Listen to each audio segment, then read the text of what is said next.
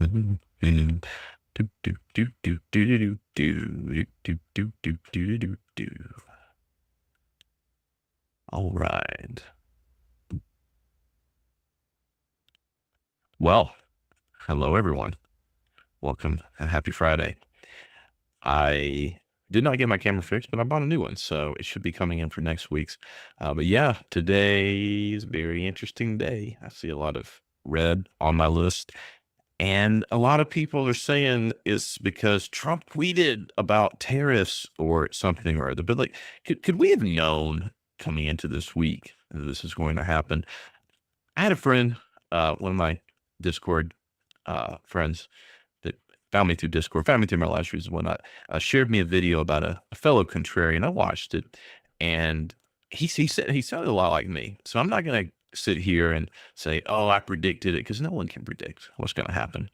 But also, I don't think it matters, what Trump did or didn't do or said. But we're going to talk about that today. That's going to be kind of the topic of, like, well, everything's going so well, right?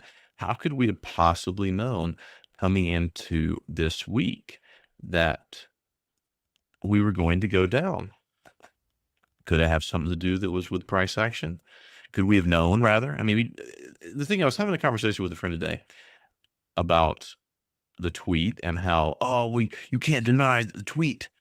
What it came in, what is the tweet? What is the tweet? I haven't even looked at it. I don't even think, yes, it matters that obviously here at 10:55 something consequential happened. But was the market not already set up for that? That's kind of the broad topic for today. Okay. But last week, I talked about how I'm not really interested in doing any kind of opportunities until we come back. Yeah, it's Friday from last week. We made a few little highs here this week, but 6,400 ES futures, that's going to be my trigger line for opportunity. That's a nice 5% pullback that we haven't seen in quite some time.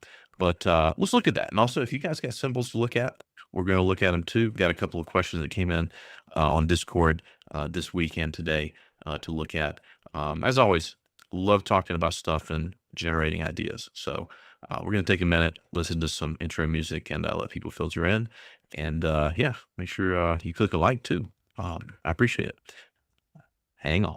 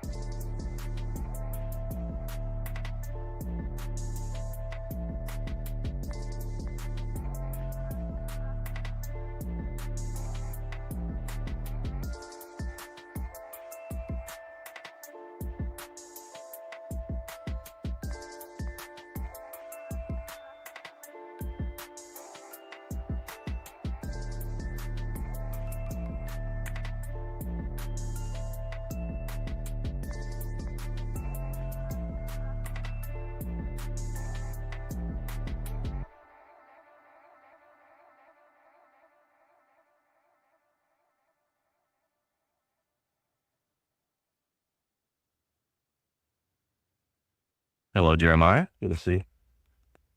Jen, have I tried Hood's legend charting yet? Are you taking it saying that it's legendary or uh what do you mean? Is that what it's called, legend? Robin Hood's charting platform. You know what? It's funny, I just tried to paste in that simple image that you gave me and it told me it was too big. So they put like yet another restriction on what you can do with TradingView. So little cuts make me wonder if I need to transition. I've just been using TradingView for like over a decade. Like I've got so many posts on here from what's my earliest post? My first post, 37 pages worth. My first post was April the 18th, 2014, where I was talking about Bitcoin. Because here's what you young whippersnappers don't understand about charting of Bitcoin, which is just taken for granted that you just open up and you can get a candlestick of Bitcoin. Before TradingView, you had to download the OHLC data manually and then import it into a program I used was Sierra Chart.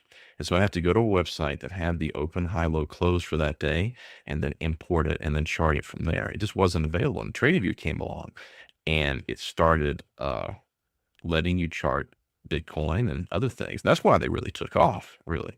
But yeah, it's a long time. That's 11 years I've been on it.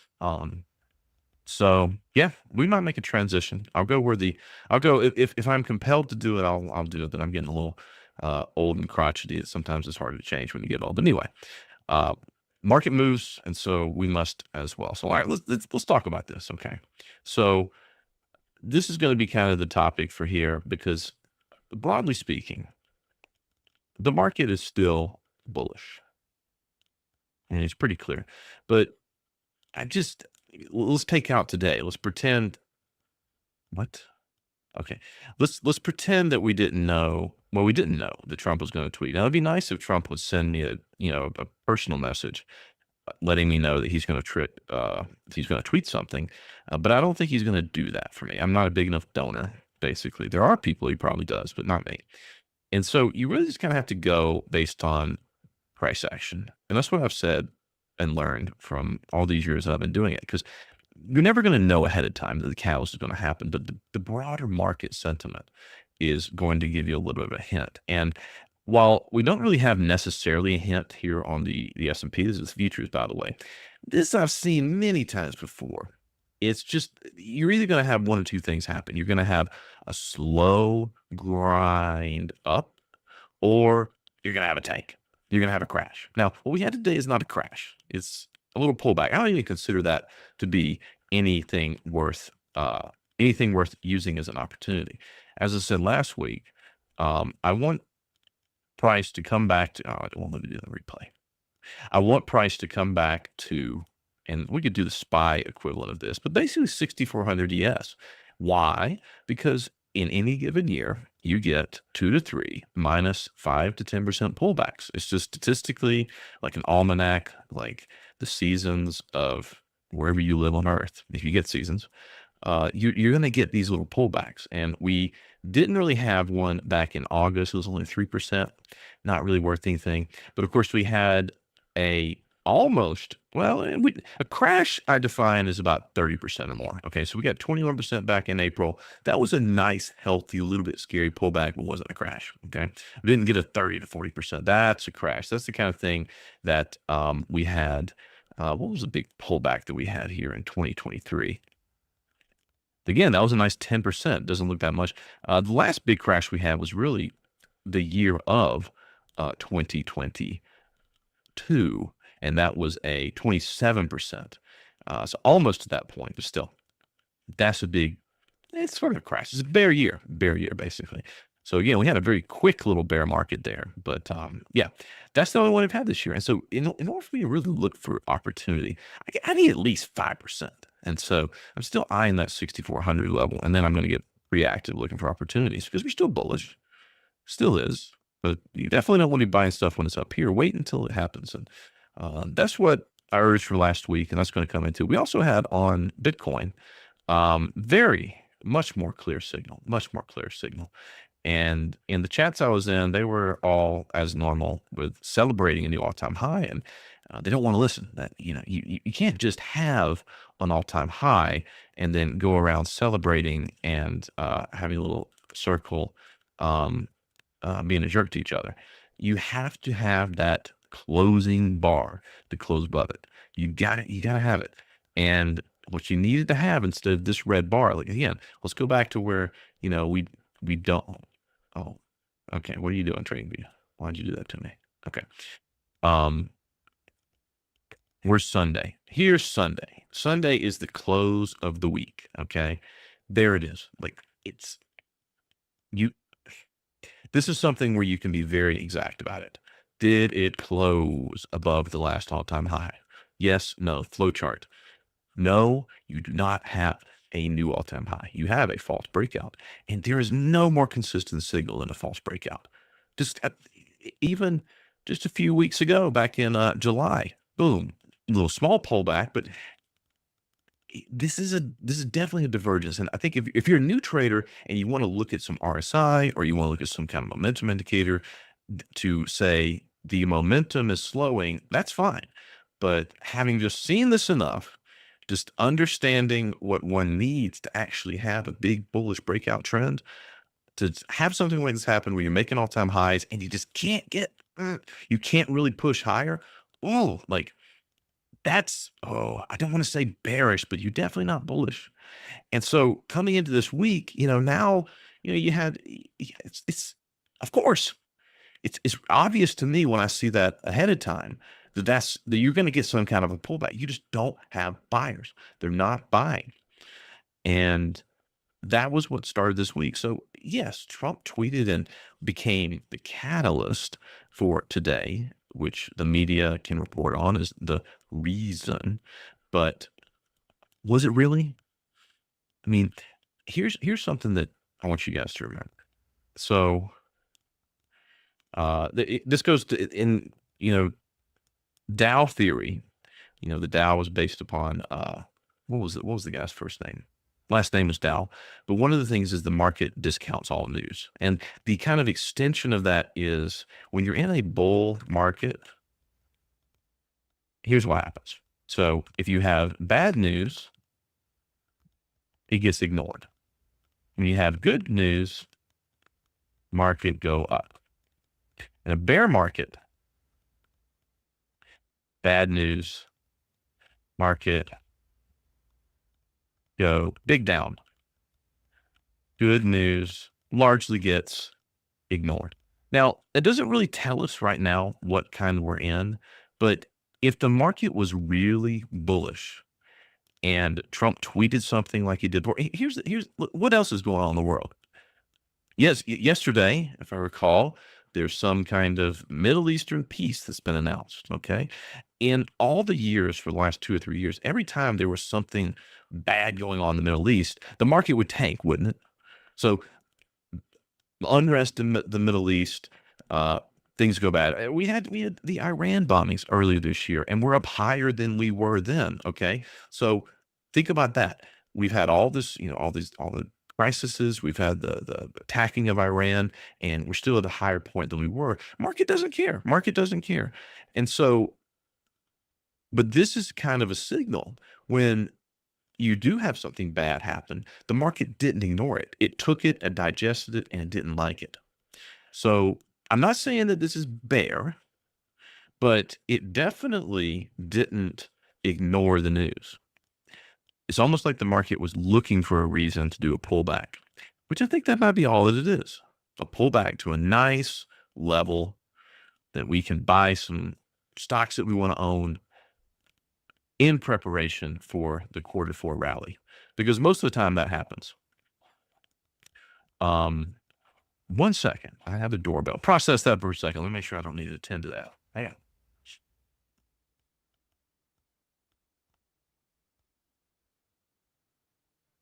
Whoop.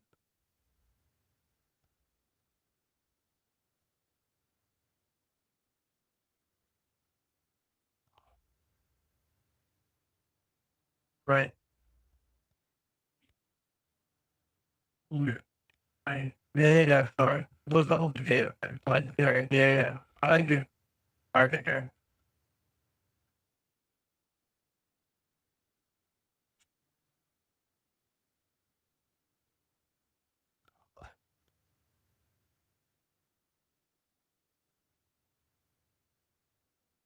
Yes. I actually ordered some trading investing related t-shirts. I can't show you. I'm gonna get my camera in, I promise. I'll see what did I get? Let's see, Amazon.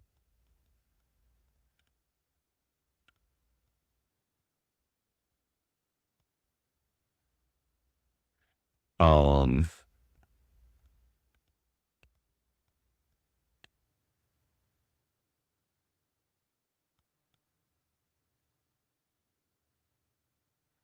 yes, I ordered this. Ordered a t-shirt like this, except I actually ordered two of them. I ordered a red one and a green one. So what my mic is dying. What's going on, Jen? Problems?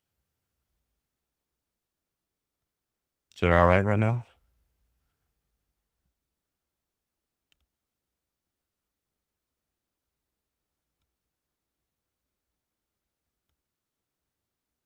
Okay, cool, cool. All right, we're golden then. All right. So, want you guys to remember that whenever news comes out and you're in a certain market condition, what it means. Okay. Now, I had this conversation with someone about Monero, where last month or the month before, yeah, let me clean it up. We don't need to see that much extra. Okay. So I had this conversation with someone on Monero, and last month, if you, dude, what? Hold on. I don't like it that it does that.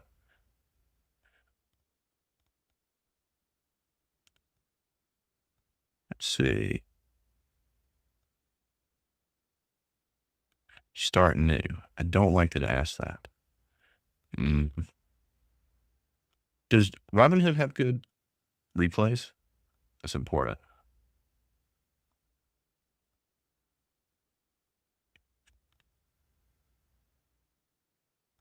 Oh,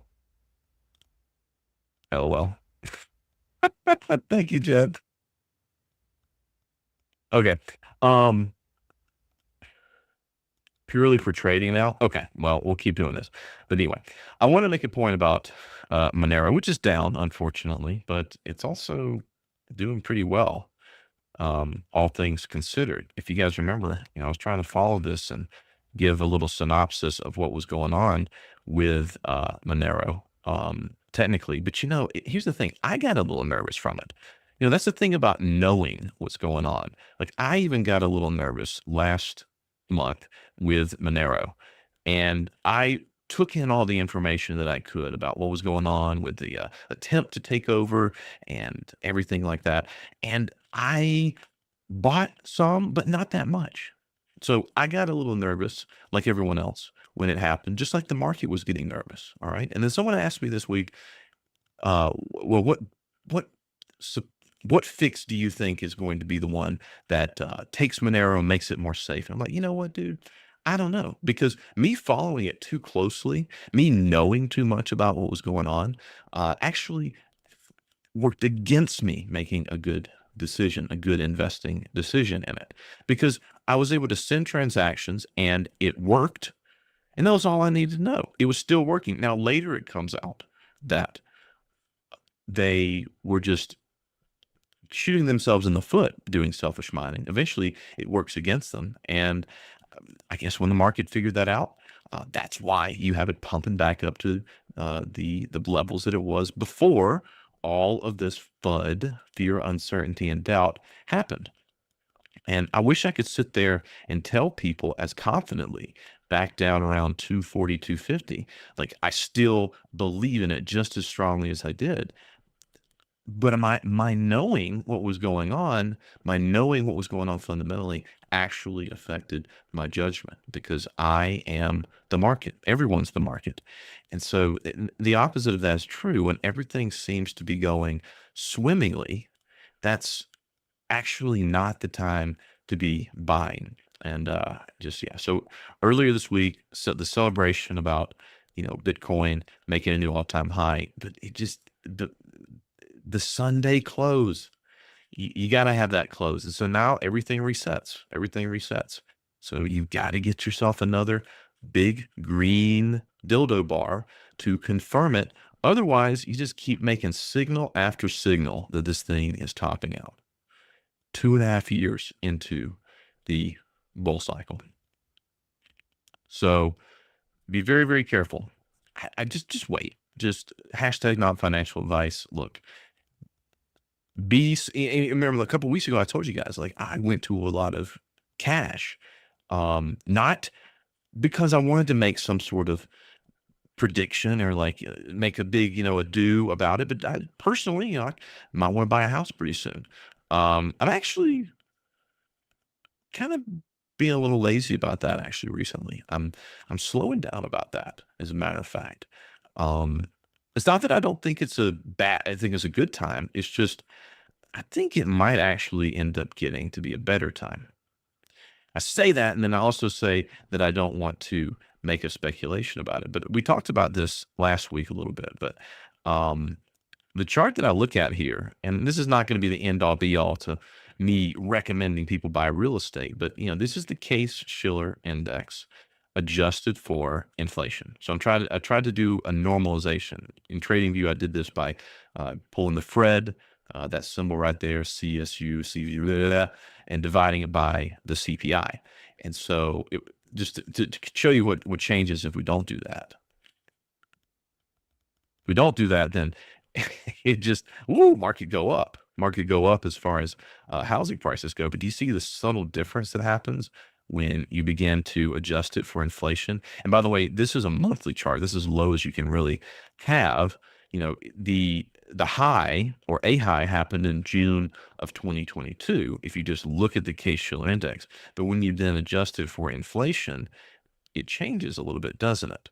And really, the house prices adjusted for inflation have stagnated. They topped out about mid 2022, and now they've kind of stagnated. And as a trader, whether you are, let's just do this. Let me show you what I see when I see a chart like that. Okay, so yeah, I mean, let's change this to, let's make this a line chart. Okay, so whenever I see, let's take out the candlestick because we don't need to. So I can show you guys what I see. Whenever you just see price in a equilibrium or a consolidation or whatever you want to call it, price hates. It's like the universe abhors a vacuum. Price hates to get caught in a consolidation. In fact, the longer that it spends inside a consolidation, oftentimes the more violent the move is out of it. Now, that's not making a judgment of up or down. Let's just say it's a coin flip, okay? But one thing can be certain is if you spend a long time in a consolidation, you're going to get a break out of it, okay?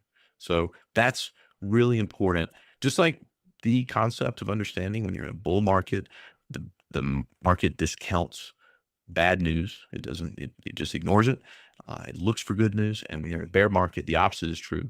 It ignores good news and it really digests bad news. Yeah. Go ahead and get your symbols in, guys. Go ahead and put them in. We'll look at them just a second. By the way, if you like it, don't forget to do the like and stuff like that. And I have a Discord where I answer questions and we talk about stuff. So, we got a list of things. Yeah. Okay. That is one thing to look at today.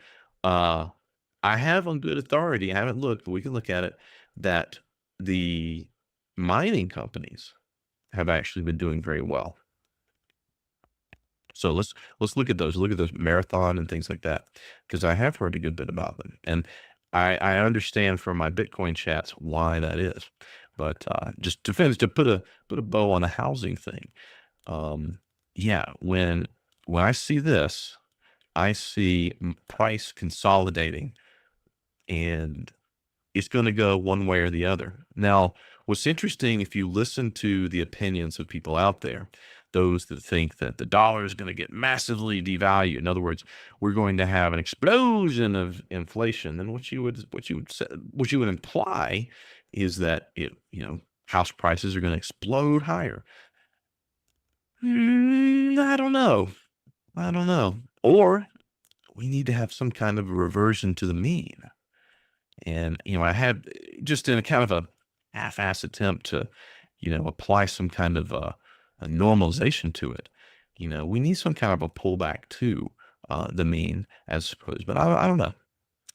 Housing is a unique market, but the end thing I would say that I would kind of leave us on is you're going to get a big move out of this one way or another. Don't know how, don't know when, don't know what the reason is going to be, and don't know how bad or good it's going to be, but it's going to move at some point. It's going to move at some point. All right.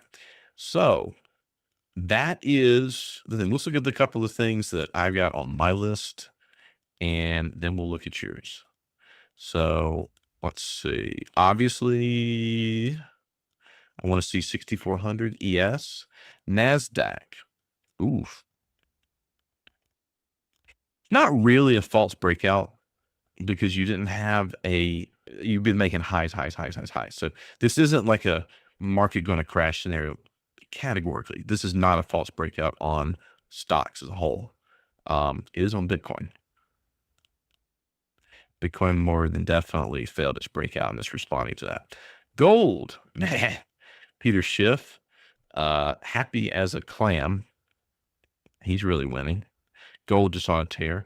For my silver bugs out there, y'all are winning too. Palantir, doing nothing. Kroger is doing a bounce off of the Ichimoku cloud. I think things are going to be all right.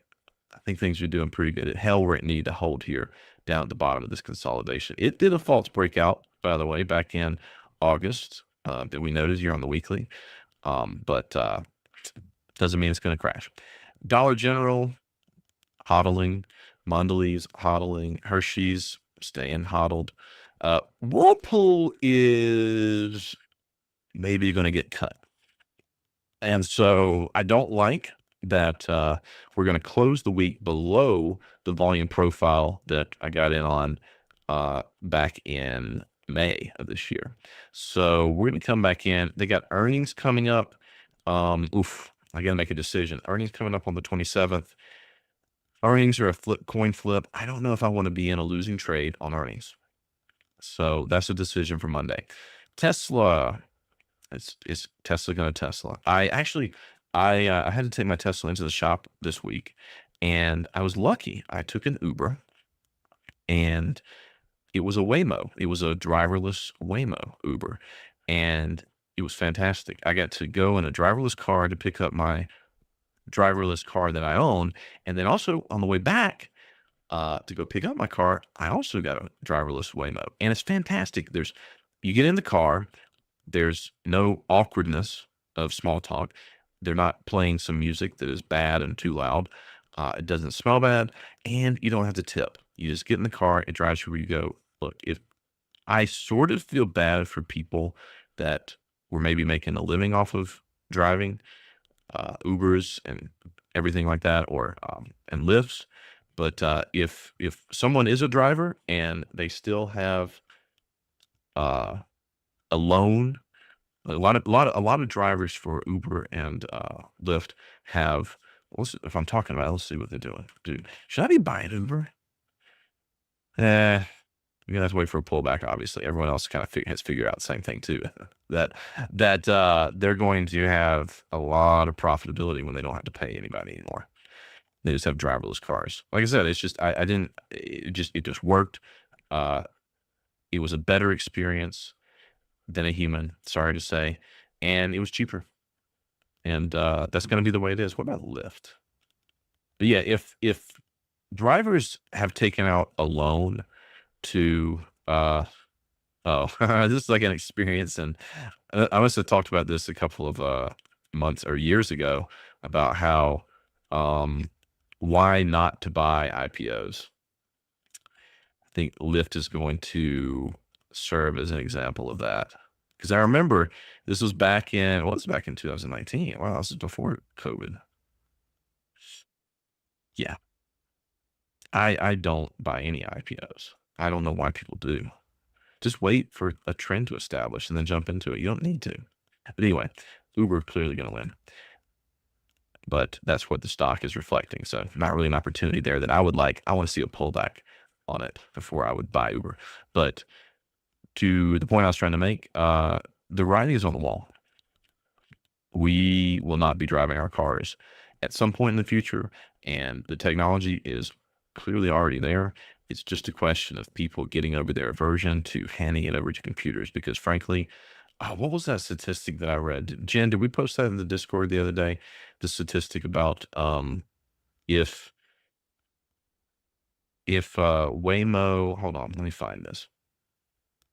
If people drove like Waymo, or if traffic was like Waymo, um, the accident rate, it would basically decrease the overall mortality of the United States by like 9%. Let me see. What is the statistic that if all drivers were as safe as Waymo, it would decrease US mortality overall by what percent? I'm asking Grok. I can also ask ChatGPT, but we'll see if it comes up. Oh, here we go. You know what? You beat it. You beat it, Jim. Congratulations. You're better than ChatGPT. Oh, that's AI generated. Never mind. All right, let's see. Hang on.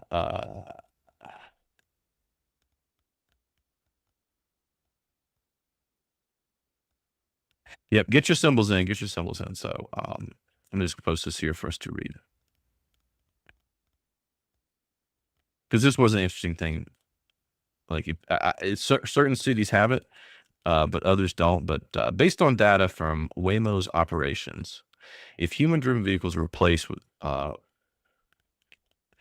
the accident rate will be significantly lower, of course. Over 7.1 million miles of driverless operation in San Francisco, Los Angeles, Phoenix. So this is even for Atlanta. They haven't even added my city into this.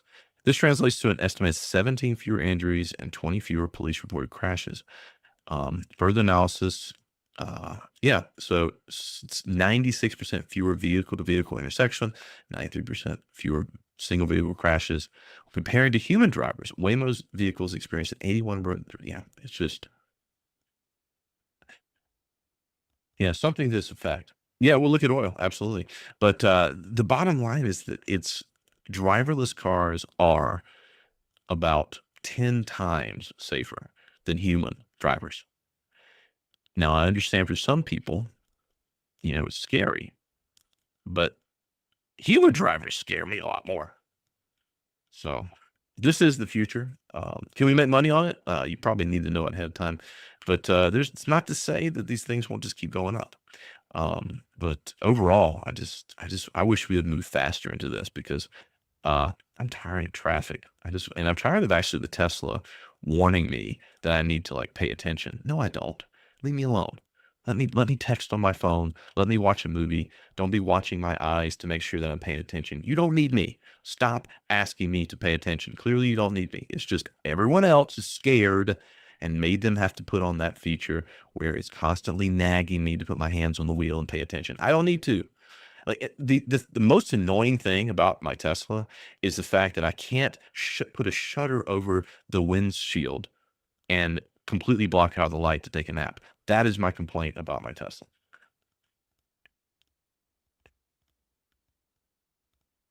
Can't paste. If any of you sucks, your statistics, Jen. But that's on the Discord chat. But all right, let's start looking at symbols. We're in the last half of it, and I've rambled for a little bit. Oh, last. Oh yeah, go back through the list. SRPT, I hate it, but it's up, so I'm going to keep it. Intel, just kind of keeps on winning. It's down 3%, but yeah, that's after again. Remember what I was talking about the real estate price. This is just things you gather from experience. I don't need to look at an RSI. I can just say when price sits in a consolidation, You don't know when, and you don't know which way, but it's going to break out strong. And that's their example of it right there. Agilent, going to hodl this one. This was a good little opportunity in the summer. Copart, Copart's doing the same thing as Whirlpool. It's getting a little dicey for a new position. I would like to see it, but we're going to see if it holds here. They've got earnings coming in. We'll look at that next week, maybe. Humana, I'm still waiting to pull the trigger on this. Of course, I wanted it down at 212 when it did a false breakout down at the low back in July. But I still want to own healthcare. It's a very, very good pullback. However, you're in that danger of it going into the valley of risk. That's where basically you had a 50% hold, but then a failure and then a hold from the upside. That's not good. We were talking on Discord earlier today about UPS, where UPS is becoming a example of just that, where UPS back in October of 2022, this is a weekly chart, it made a hold of the 50% from the trend from the COVID low to its all-time high, but then it broke below it, came back, held that 50% level, and down into the valley of risk. That's basically where it gets into a point where if you're holding this stock, you're just going to be miserable every single week, because if you sell it, it's going to then rally. And if you hold on to it, it's just going to grind down. The question I have for, when is UPS going to be an opportunity? It's at the COVID low. And that's a very significant level. But the volume profile level that I'm really interested in is in 73.10. And so I'm going to be patient here. I'm going to look for it to kind of spike maybe down below it, touch that volume profile level, and see if we can get it to close back above that. That's what I'm going to be looking for on UPS. All right. Eli Lilly continues to be just a money printer. The opportunity was back in August. We talked about it then. United Healthcare, it's down, but it's just, again, Warren Buffett started buying it about the same time. I started buying it, unfortunately, at the 325 level, rather than being patient, as I say, do as I say, not as I do, and waiting for the 244, where I got a little more, but still, either way, both have recovered. Bitcoin, it's false breakout. And so BITI still have shares of BITI. We'll see if they come back. It's not really much to celebrate yet, because, we're not in a bear market, but we shall see. The corollary to that is MicroStrategy. I do a little adjustment on my position in that I bought another put at the beginning of the week and sold a call. I think it was basically, I'm trying to be safe. Sold a call like a base of 480 to offset the theta of my long-term put. So still long-term target of 0 on MicroStrategy. Monero, it's just good. It's just the cryptocurrency I want to have. I don't really care about anything else. I don't think anything else really matters except for being able to have private money. And that includes, Ethereum. I mean, see, that's, again, this is a monthly chart. And that month of August, yikes.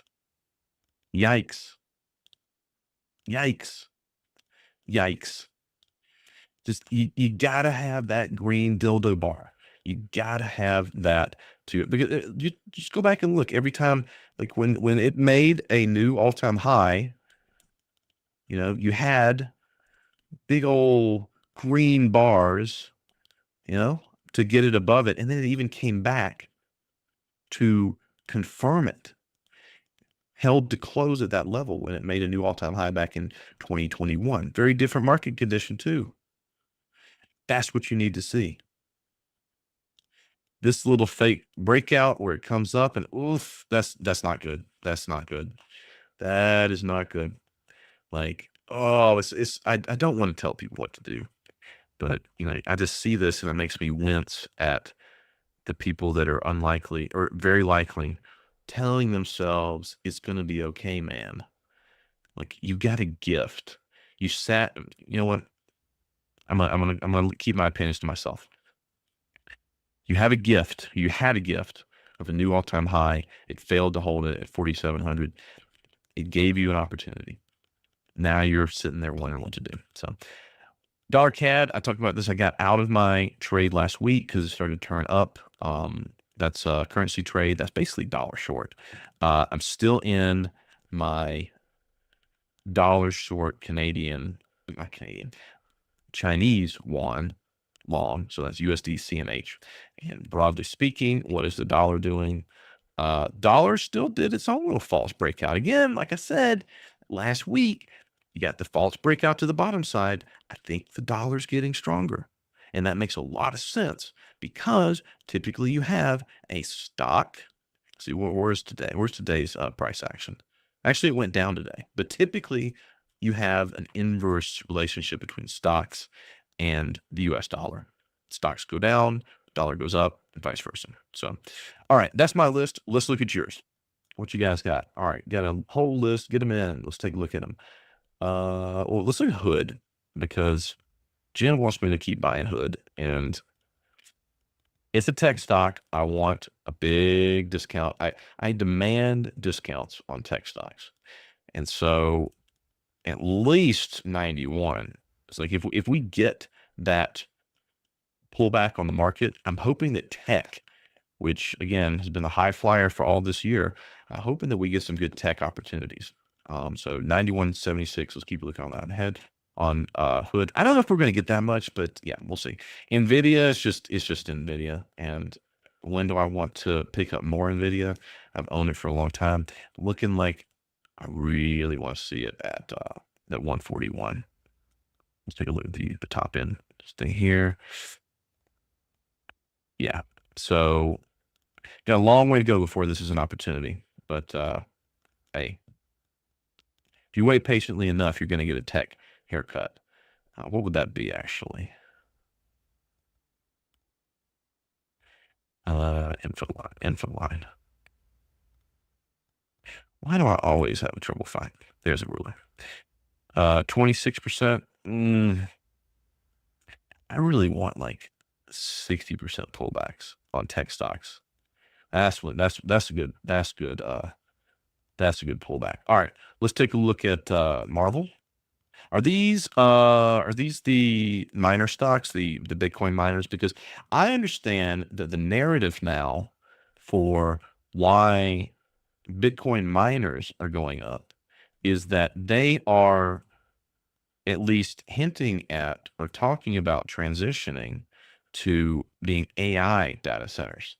They're basically taking all the computers that they have, all the processing power, and diversifying, which, all the electricity and all the capital investment that they have, if Bitcoin isn't paying out with higher prices, they're going to have to do something. And so this talk of diversifying has, at least I was told in my Bitcoin chats, that was making them go up. But this is a spike on Mara on the daily. That's not good. That's not good. That is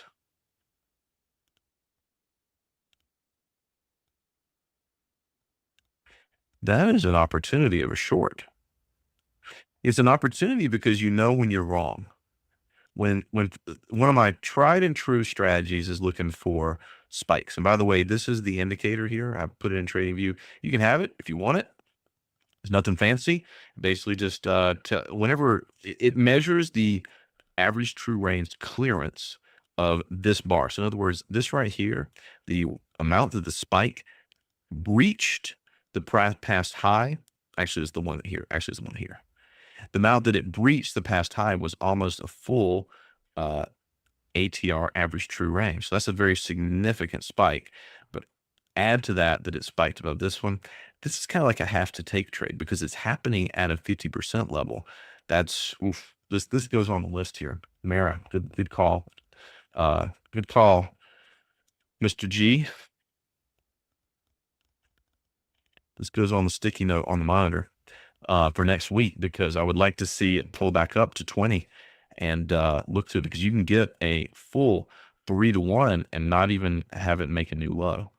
The new low would be a bonus. So that's really good stuff. Or if one were wanting to be, I bet you we're going to find a volume profile level at almost a 2-to-1, which is about right there. So, yeah, I want to look at this next week. Boop, boop. That's what I want to see. That is ideally what I want to see with this. Yep. So, yeah, by the way, if you want that indicator, just send me a message on Discord. It's free. It's I should charge for it, but it's not. But it's basically quantifies false breakouts. So, yeah, that's a pretty good one. Do I want to share that to Bitcoin chats and poke them a little bit? Every once in a while, I like to pop in and like say something bearish and have them all go crazy. Like, no, we're going to be the new elite of the world. You'll be sorry. Have fun staying poor. Yeah. Okay. Okay. All right. DK. What is DK? Dilek Holdings. This is a secondary spike, but a spike nonetheless. What is this? What are these things? G. These are good. Oh, these are. Oh, this was a couple of bearish spikes. That hey, my man, that's exactly what you're talking about. Hell yeah! It just so happens that they happen to be Bitcoin related, huh? These are all good. I really like the Mara one. Okay, DK right here. That's a good potential one as well. Yeah, see, that's what I'm thinking of. If we're gonna get a pullback on stocks, this is what you want to look for. You want to look for individual opportunities. SRE.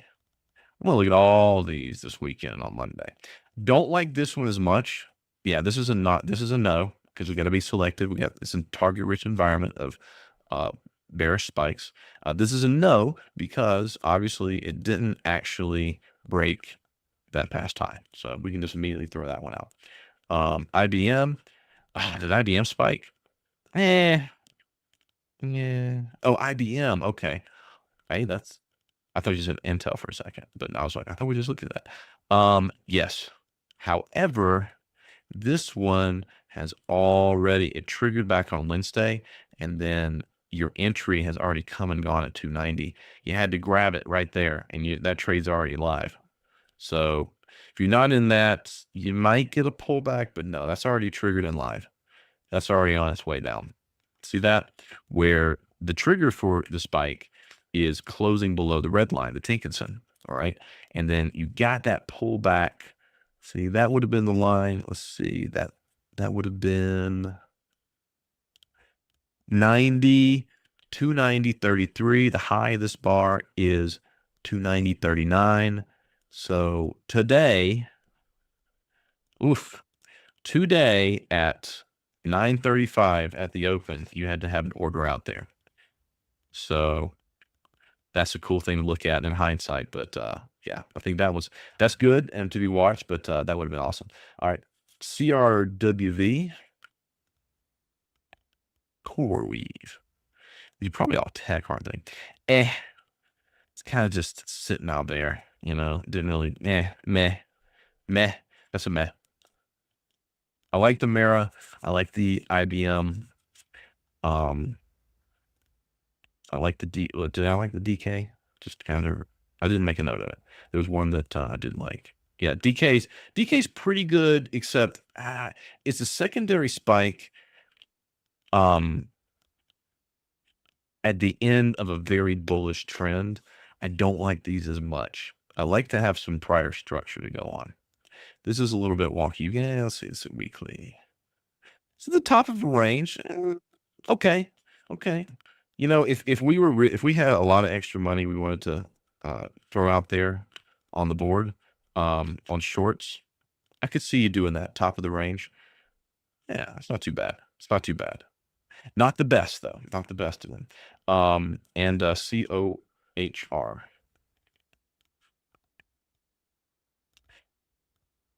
I like what you're throwing out there, but even though this is a potential double top, it's not a proper false breakout. So best ones on there, the best of those two that you gave me, Mara and IBM. Yep, comfortable with that. That's my opinion on those. I like those. I like those a lot. Thank you. Thank you for sharing that with us. That's why I like to do this. Crypto Bros is a cult, Amer. Yeah, they have built up a little religion around it, and it's what bothers me about it is that they seem to need the world's financial system to collapse for them to be right. And I just don't think that's good for anybody. I don't think that's actually, I think they want that, but they don't want that. And then they also presume that if the world's financial system collapses, that because Bitcoin is, it does things, it has limited supply, you can transfer it digitally, that this will automatically be what people move to. No, the governments that have guns are going to tell people what currency they're going to move to, and people will do it because Bitcoin doesn't have an army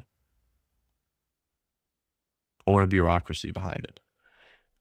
Just it's pretty obvious to me. So anyway, all right, look at ones in the chat.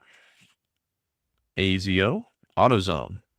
So AutoZone is just one of those. It's one of those. Why didn't I just buy it at X year and never sell it kind of thing? These are the kind of things that you want to own, obviously. And it's really hard to find a pullback in something like this. Like, geez.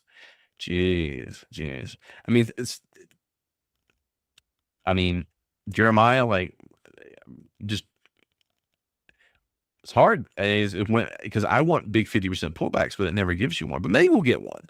So let's draw it up. Let's see what are the potential levels here. I would say that if you think the market is bullish and you want to get into stock you hold forever, you forget about it. That's pretty. Oh, did it really? Here I am knocking it not having a pullback before even starting to draw lines, and then finding where. Yeah, I need to shut up and just not give opinions.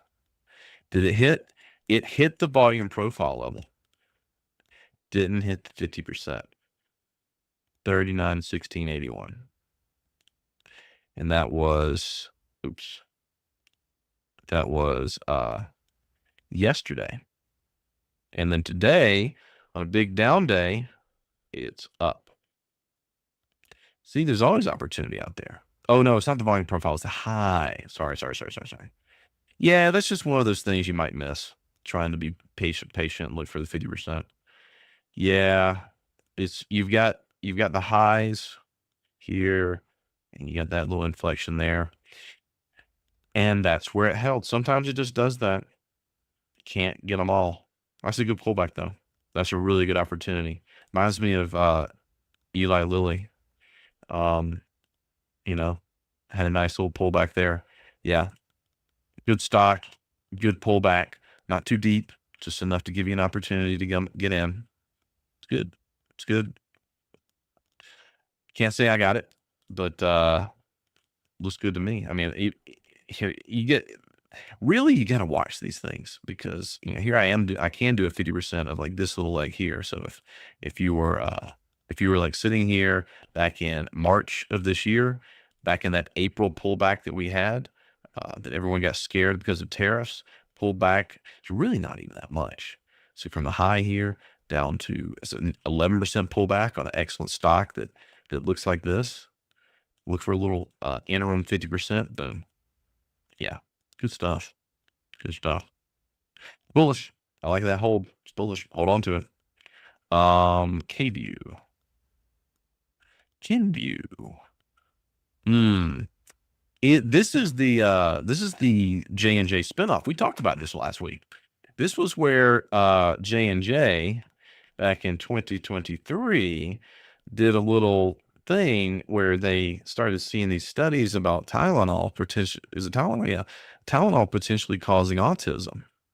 Like these studies are real, and who knows, man, the science, but they knew that these studies were starting to indicate, and it doesn't even matter if they end up being true. It's probably enough to win a lawsuit by some parents with autistic children. And so they spun off Tylenol into Kenvue.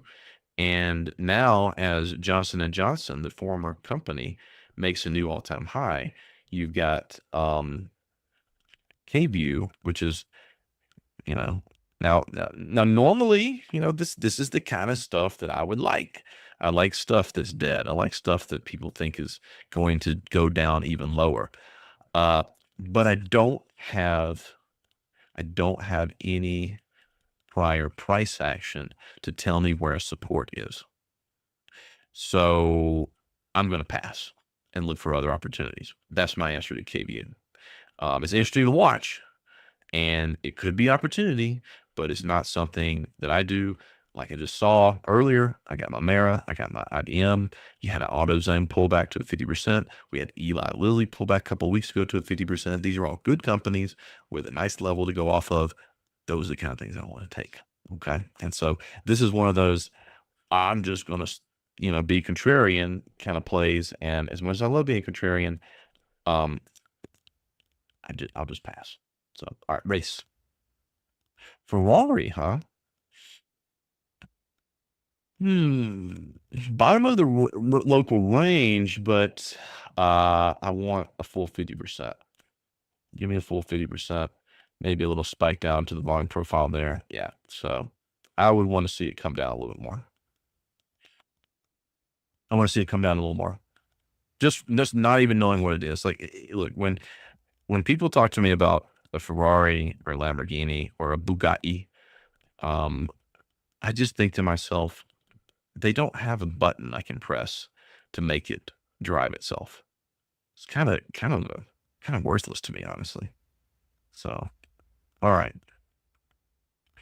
All right.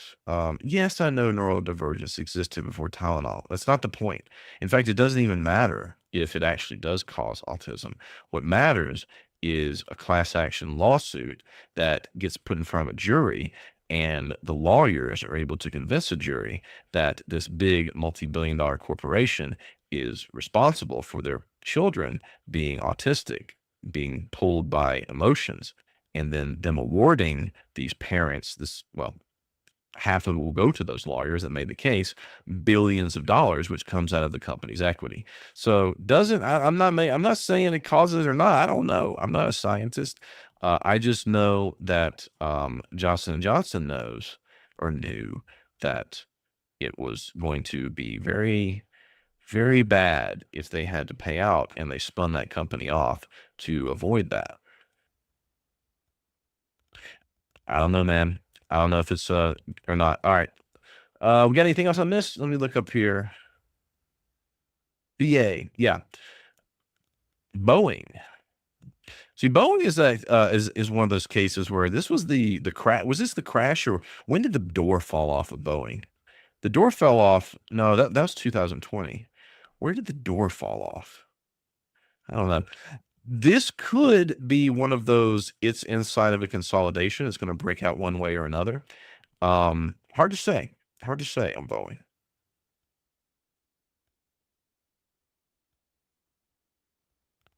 It's it's one of those things where, like I said, I've got opportunities here and there. I try not to look at a single thing and then say, I think it's going to do that. I try not to be too much of a male astrologer with technical analysis. Um, if you put a gun to my head and you said you have to take a side, I just have to let you pull the trigger because it's right smack dab in the middle. Uh, I got nothing. Like you really, this is a bad situation to be in because it's going to break out one way or another, and you're just kind of stuck. I'm always looking for opportunity, and what opportunity looks like is a signal, and that signal is either a just kind of wrap it up since seems to be all those things.